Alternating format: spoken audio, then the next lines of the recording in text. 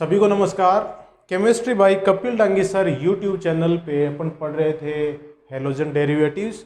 इसके पार्ट 9 में अपन ने some examples of nucleophilic substitution reactions में कुछ अभिक्रियाएं पढ़ी। उसकी जो रिमेनिंग अभिक्रियाएं हैं एल्किल हैलाइड की, कुछ रिमेनिंग न्यूक्लियोफिलिक सब्स्टिट्यूशन रिएक्शंस इस पार्ट में अपन पढ़ेंगे। देखिएगा, एक एक करके अपन अभिक्रियाएं पढ़ते हैं। सबसे पहले मैं लेता हूं फ्रीडल क्राफ्ट रिएक्शन। मैं एक बार फिर दोहरा दूं, पहले भी मैंने कई बार ये चीज़ बताई है। नेम रिएक्शंस हैं, नाम वाली अभिक्रियाएं हैं, उनसे बोर्ड एग्जाम हो, चाहे विभिन्न कंपटीशन हो, नीट हो, आईआईटी हो, आरपीएससी के एग्जाम्स हो, उनमें नाम वाली अभिक्रियाओं में से क्वेश्चन जरूर से बनते हैं, तो इनको आप विशेष तौर पर देखें। देखिए फ्रीडल क्राफ्ट अभिक्रिया में होता क्या है, मैं एक बार लिख दूं फिर मैं आपको समझा दूंगा।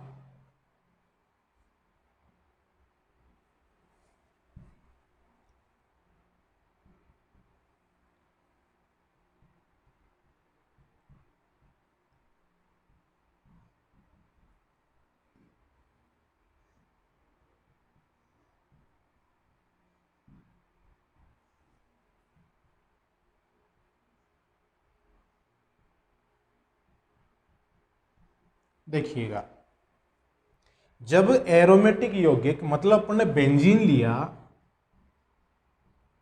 बेंजीन की अभिक्रिया नाइट्रोबेंजीन की उपस्थिति में या विलायक में निर्जलीय AlCl3 लुईस अम्ल की उपस्थिति में एल्किल हैलाइड के साथ करवाई जाती है।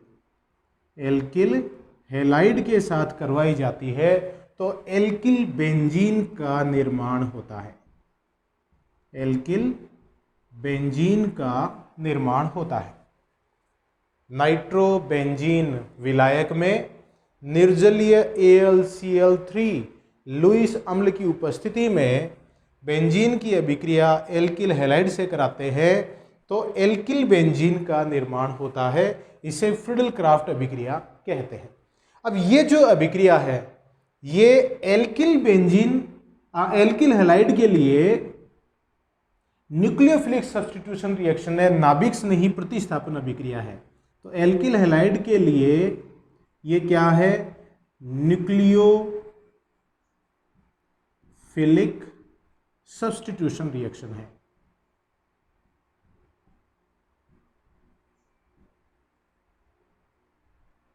लेकिन बेंजीन के लिए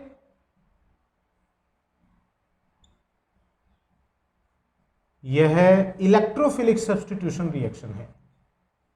इलेक्ट्रोफिलिक सब्स्टिट्यूशन।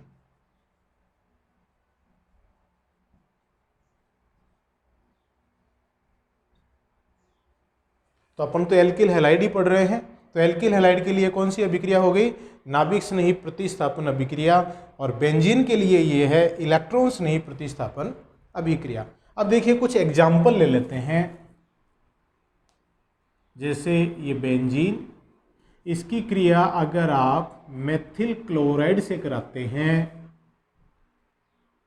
निर्जलीय AlCl3 की उपस्थिति में, तो क्या बनेगा, एल्किल बेंजीन, मतलब बेंजीन पर मेथिल समूह जुड़ गया और प्लस HCl, तो इसको कहेंगे मेथिल बेंजीन, जिसको आप टोल्यूइन के नाम से भी जानते हैं। जो कार्बन यहां हैलोजन के साथ जुड़ा हुआ है वो कार्बन जाके बेंजीन वाले पे जुड़ जाएगा। तो यहां पे कार्बन मतलब मेथिल समूह है जो कि बेंजीन वाले पे जुड़ गया। और उदाहरण देखिएगा, CH3CH2Cl, ये पहले एग्जाम्पल में था मेथिल क्लोराइड, और अब अपने एग्जाम्पल ले रहे हैं एथिल क्लोराइड। वही निर्जलीय AlCl3 की उपस्थिति में क्या बनेगा, CH3 CH2 और ये यहाँ पे बेंजीन प्लस HCl, मतलब बन गया एथिल बेंजीन। ये 1 डिग्री हैलाइड है, 1 डिग्री एल्किल हैलाइड है।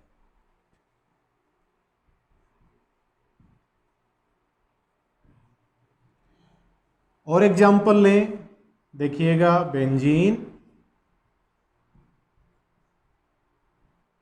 प्लस CH3 CHCl CH3, ये है आइसोप्रोपिल क्लोराइड, आइसोप्रोपिल क्लोराइड, जो क्या है 2 डिग्री एल्किल हैलाइड है। तो जहां Cl जुड़ा हुआ है वो कार्बन जाके कहां जुड़ जाएगा, बेंजीन पे। तो निर्जलीय AlCl3 की उपस्थिति में क्या होगा, बेंजीन वलय पर ये समूह जाके जुड़ जाता है। तो ये बन गया आइसोप्रोपिल बेंजीन प्लस HCl निकल जाएगा, आइसोप्रोपिल बेंजीन। और एग्जाम्पल देखिएगा, बेंजीन की अभिक्रिया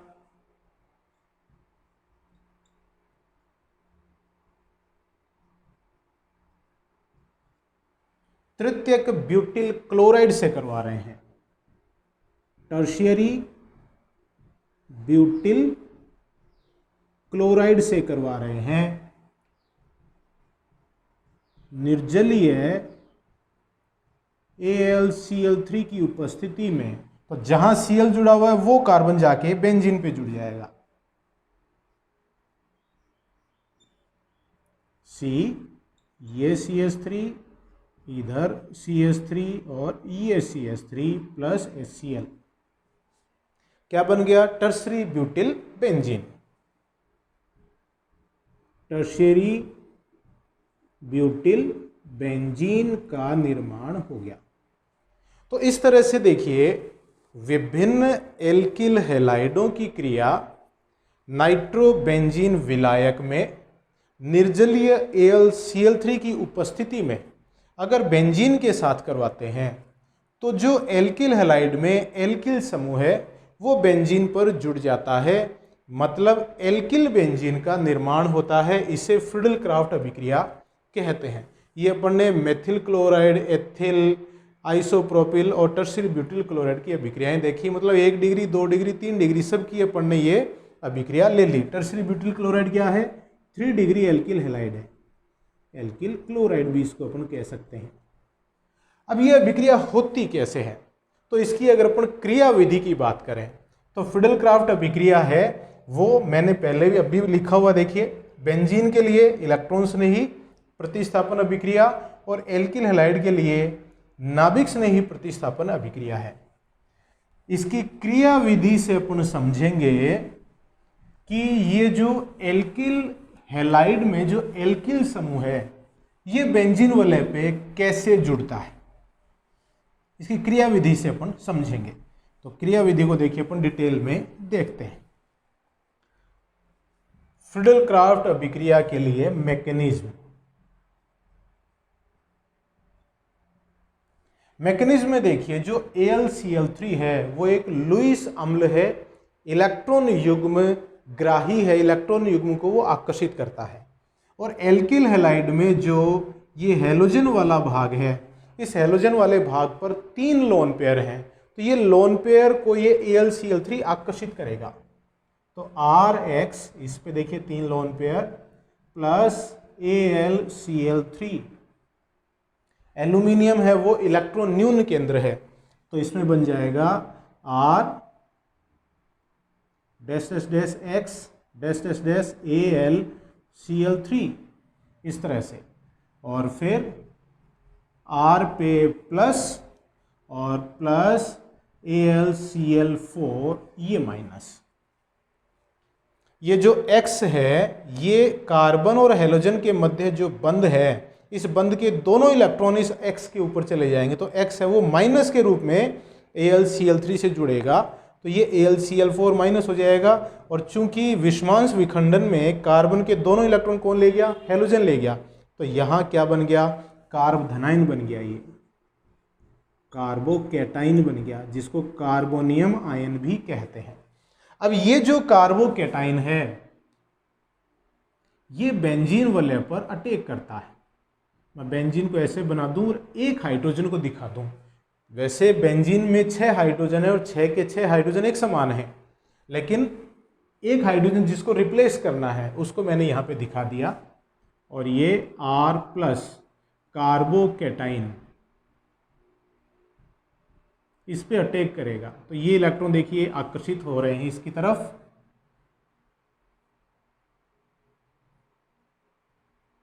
तो यहाँ R, ये H, ये बंद वैसा का वैसा, ये बंद। अब चूंकि देखिए ये बंद इधर चला गया तो यहाँ कार्बन पे क्या आ गया, प्लस। जब बेंजीन वलय के किसी भी कार्बन पर धनावेश उत्पन्न हो जाता है तो उसे अपन कहते हैं एरिनियम आयन। एरिनियम आयन, ये एरिनियम आयन अनुनाद के द्वारा स्थायित्व प्राप्त कर लेता है। तो देखिए इसमें अनुनादी संरचनाएं बनेंगी, ये इलेक्ट्रॉन इधर जाएंगे तो पैरा स्थिति पे धनावेश आ जाएगा, यहाँ प्लस, ये बॉन्ड इधर, ये बॉन्ड इधर, ये R और ये H। फिर ये इलेक्ट्रॉन, पाई बंध के इलेक्ट्रॉन इधर आएंगे तो यहाँ बंद आ जाएगा, ये बंद पहले से ही है, और ये R और ये H इस ऑर्थो स्थिति पे प्लस आ जाएगा। तो देखिए इस तरह की ये संरचनाएं प्राप्त होती हैं। अब ये जो संरचना है इसमें देखिए क्या होगा,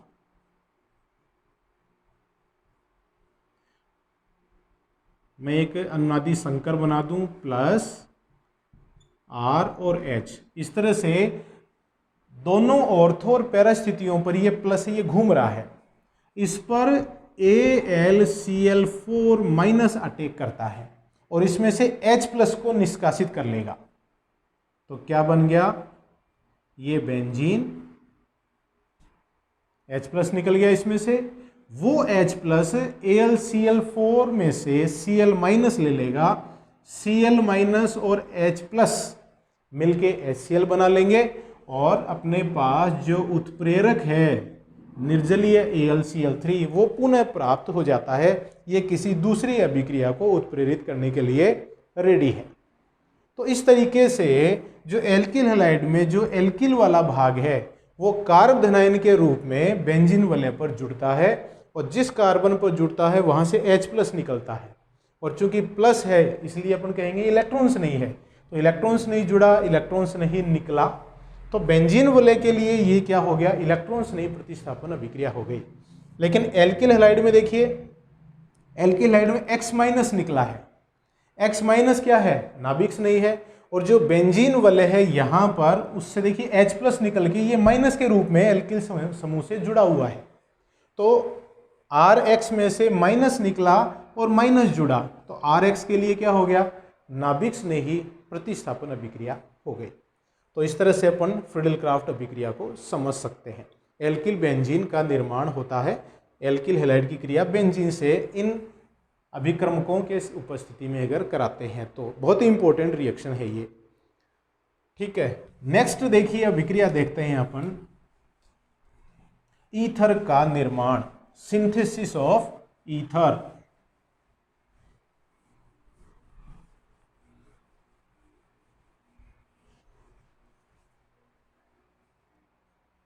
एल्किल हैलाइडों से ईथर कैसे बनेगा, सिंथेसिस ऑफ ईथर। ईथर का IUPAC नाम क्या है, एल्कोक्सी एल्केन। तो देखिए ईथर कैसे बनाएंगे, एल्किल हैलाइड की क्रिया अगर आप शुष्क Ag2O से कराते हैं तो ध्यान रखिएगा, शुष्क Ag2O क्यों? क्योंकि अगर नम Ag2O से अगर आपने क्रिया कराई तो एल्किल हैलाइड से एल्कोहल बन जाएगा, जैसा अपने पिछले वीडियो में देखा। तो शुष्क Ag2O से क्रिया कराएंगे तो ईथर बनेगा। ईथर में देखिए क्या होगा, यहां पर एल्किल हैलाइड के 2 अणु काम में आएंगे और ROR प्लस 2AgX का निर्माण हो जाएगा। यहाँ पे जो ऑक्सीजन है वो दोनों R के बीच में, और जो 2X हैं वो 2Ag के साथ में निकल जाते हैं। उदाहरण के तौर पे देखिएगा, CH3CH2Cl एथिल क्लोराइड मैंने लिया और उसकी क्रिया किससे करवा रहे हैं? शुष्क Ag2O से करा रहे हैं। तो एथिल क्लोराइड के 2 अणु काम में आएंगे यहाँ पे और बनेगा CH3CH2O CH2CH3 प्लस 2AgCl, ये प्राप्त हो जाएगा। इसका नाम क्या है? Ethoxy ethane. इथॉक्सी इथेन, या इसका सामान्य नाम है डाई एथिल ईथर, भी इसको आप कह सकते हैं। तो इस तरीके से ये एक विधि हो गई। और देखिए अपन ईथर का निर्माण कैसे कर सकते हैं। एल्किल हैलाइड की क्रिया अगर सोडियम एल्कोक्साइड से कराएं, एल्किल हैलाइड की क्रिया किससे करवा रहे हैं? NaOR। ये R इस R के समान भी हो सकता है और अलग भी हो सकता है। तो देखिए क्या होगा, यहां से NaX निकल जाएगा और ROR डैश प्लस NaX बनेगा। ये क्या है? Sodium alkoxide. Sodium alkoxide. अगर यहां उदाहरण लें तो देखिए, जैसे CH3CH2Cl की क्रिया करवाई मैंने NaOCH2CH3 के साथ, तो NaCl निकल जाएगा और बनेगा CH3CH2O CH2CH3, मतलब डाई एथिल ईथर बन गया। ये जो अभिक्रियाएं हैं यहाँ पे पढ़ रहे हैं, ये देखिए ऑर्गेनिक केमिस्ट्री की बड़ी मजे की बात है कि जो रासायनिक अभिक्रिया एक जगह पढ़ रहे हैं वही अभिक्रिया अपन दूसरे चैप्टर में भी पढ़ेंगे। अब चूंकि ये अभिक्रिया अपन एल्किल हैलाइड में पढ़ रहे हैं, यही अभिक्रिया जो अपन ईथर पढ़ेंगे तो उसके निर्माण में ये अभिक्रिया वापस आ जाएगी। तो एक बार जो आप अभिक्रियाएं सीख लेते हैं तो दूसरा चैप्टर जो आगे आएगा कार्बनिक रसायन का, ऑर्गेनिक केमिस्ट्री का चैप्टर आएगा, वो बड़ा आसान हो जाता है। तो ये जो देखिए ईथर बनाने की जो विधि है सोडियम एल्कोक्साइड के साथ में, ये 2 विधि मैंने लिखी। इन विधियों का नाम क्या है? Williamson ether synthesis, Williamson ether संश्लेषण, विलियमसन ईथर सिंथेसिस। ईथर के निर्माण की बहुत इंपॉर्टेंट विधि है ये। कौन सी वाली? एल्किल हैलाइड की क्रिया सोडियम एल्कोक्साइड से कराते हैं तो ईथर बनता है। तो इस विधि को कहते हैं विलियमसन ईथर संश्लेषण, विलियमसन ईथर सिंथेसिस। तो इस प्रकार से अपन एल्किल हैलाइडों से ईथर बना सकते हैं। नेक्स्ट है थायोल का निर्माण, synthesis of thiol.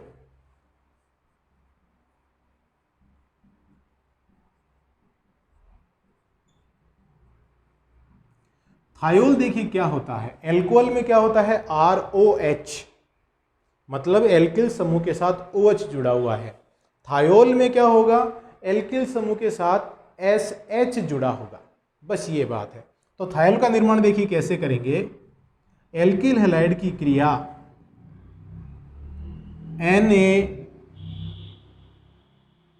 NaSH sodium hydrogen sulphide के साथ अगर करवाते हैं, सोडियम हाइड्रोजन सल्फाइड इसको कहते हैं, तो क्या होगा? NaX यहां से निकल जाएगा और RSH का निर्माण हो जाता है। ये क्या है? Alkyl thiol, alkyl thiol. और प्लस NaX निकल जाता है, सोडियम हैलाइड है वो निकल जाता है। उदाहरण के तौर पर अगर अपन लें CH3CH2Cl की क्रिया सोडियम हाइड्रोजन सल्फाइड के साथ करवाई जाए तो यहाँ से NaCl निकल जाएगा और CH3CH2SH का निर्माण होगा और साथ में NaCl निकलेगा। तो क्या हो गया, एथिल थायोल ये बन जाता है। तो इस प्रकार से अपन थायोल का निर्माण कर सकते हैं। अब देखिए थायो ईथर का निर्माण। ईथर क्या होता है, ROR, मतलब ऑक्सीजन की जो दो संयोजकताएं हैं, दोनों संयोजकताओं पे अगर एल्किल समूह है तो उसे अपन कहते हैं ईथर, लेकिन अगर ऑक्सीजन की जगह सल्फर है तो उसे कहेंगे थायो ईथर। तो नेक्स्ट क्या है, सिंथेसिस ऑफ थायो ईथर कैसे बनेगा, RX, इस X की जगह क्या लाना है, SR लाना है। तो देखिए दो प्रकार से कर सकते हैं, NaSR, इसे कहते हैं सोडियम मरकैप्टाइड, सोडियम मरकैप्टाइड। तो अगर एल्किल हैलाइड की अभिक्रिया सोडियम मरकैप्टाइड से करेंगे तो यहां से क्या निकल जाएगा, NaX निकल जाएगा और बनेगा RSR प्लस NaX। ये है थायो ईथर। थायो ईथर का ही निर्माण अपन दूसरे प्रकार से भी कर सकते हैं। अगर एल्किल हैलाइड की क्रिया Na2S से करवाएं तो प्रति Na2S के अणु के साथ एल्किल हैलाइड के दो अणु लगेंगे। तो क्या बन जाएगा, RSR प्लस 2NaX, ये थायो ईथर।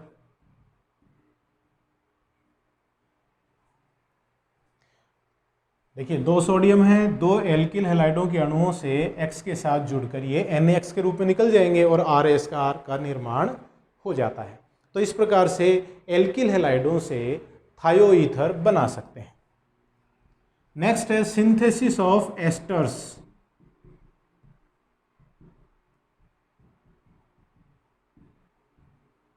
एस्टर का निर्माण कैसे करेंगे, तो देखिएगा RX की क्रिया अगर कार्बोक्सिलिक अम्ल के सिल्वर लवण के साथ करवाई जाती है, RCOOAG के साथ अगर अपन करवाएंगे तो ये क्या है, सिल्वर कार्बोक्सिलेट,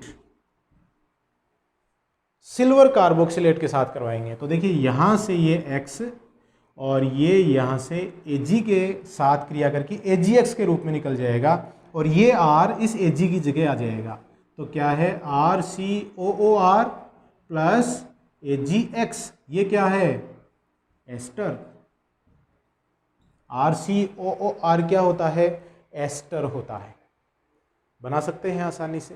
तो इस प्रकार से एल्किल, देखिए एल्किल हैलाइड की जगह इस R की जगह आप CH3 लो, CH3CH2 हो सकता है। जो भी एल्किल समूह यहाँ होगा वो Ag की जगह जुड़ जाएगा और एस्टर का निर्माण हो जाएगा। नेक्स्ट है प्राथमिक एमीनों का निर्माण। एल्किल हैलाइड से प्राथमिक एमीन कैसे बनाते हैं,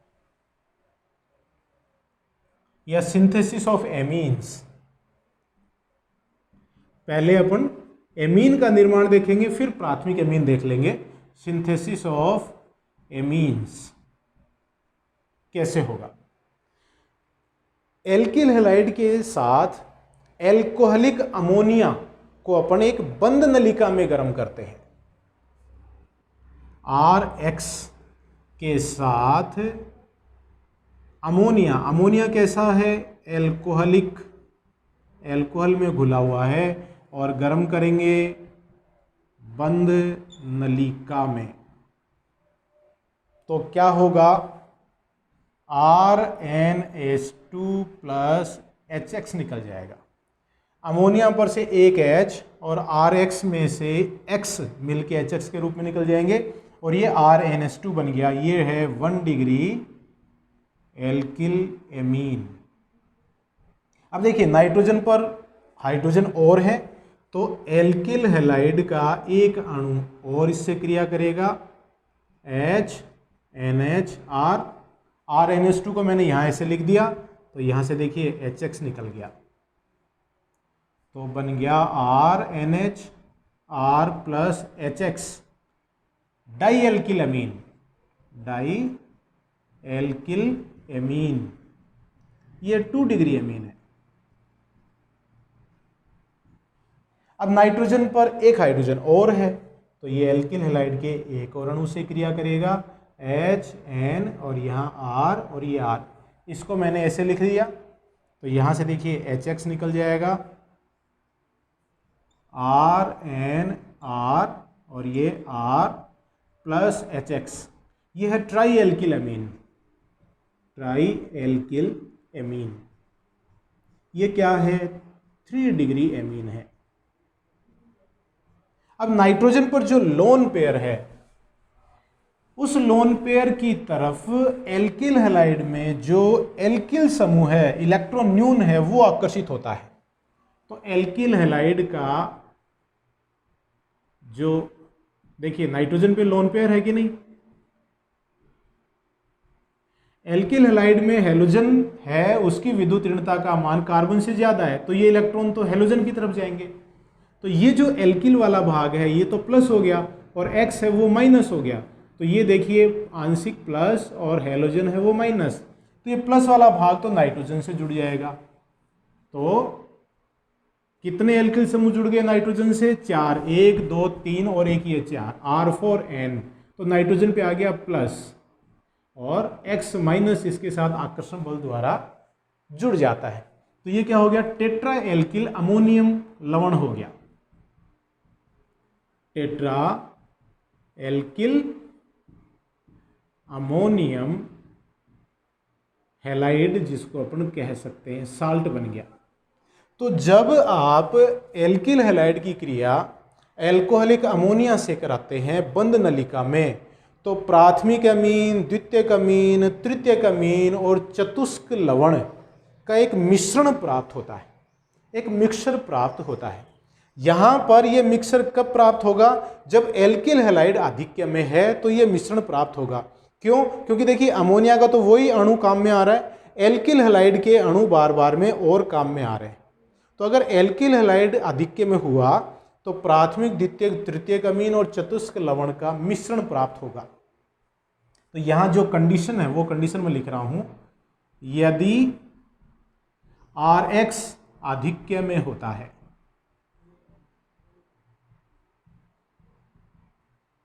आधिक्य में है, तो 1 डिग्री, 2 डिग्री, 3 डिग्री व चतुष्क लवण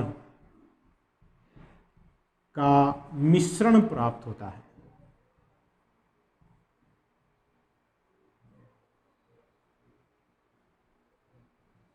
ठीक है, लेकिन अगर इसी अभिक्रिया में यदि अमोनिया आधिक्य में लिया जाए, यदि अमोनिया आधिक्य में है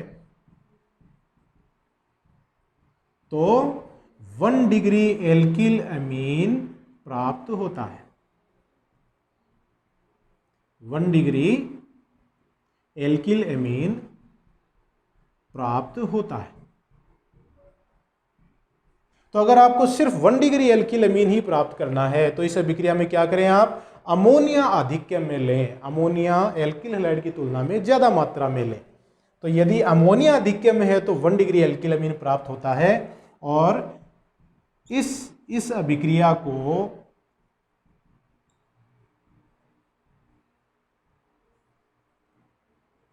होफमान अमोनोलिसिस कहते हैं।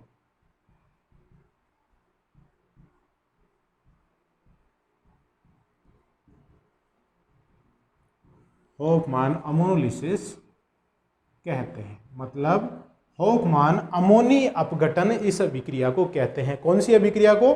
जब अमोनिया आधिक्य में है, अमोनिया का आधिक्य में होगा, देखिए अमोनिया आधिक्य में होगा तो एक अमोनिया के साथ एक एल्किल हैलाइड क्रिया करेगा तो प्राथमिक अमीन प्राप्त होता है। तो ये अभिक्रियाएं थी एल्किल हैलाइड की नाभिक स्नेही प्रतिस्थापन अभिक्रियाएं यहाँ पे कंप्लीट हो गई। नेक्स्ट वीडियो में जो एल्किल हैलाइड की बची हुई अभिक्रियाएं हैं, जैसे धातुओं के साथ अभिक्रियाएं, अपचयन अभिक्रियाएं इत्यादि, वो अपन पढ़ेंगे। तो तब तक के लिए हाथ धोते रहिए, स्वस्थ रहिए, परिवारजनों का ध्यान रखिए, मेरे वीडियोस देखते रहिए। बहुत बहुत धन्यवाद।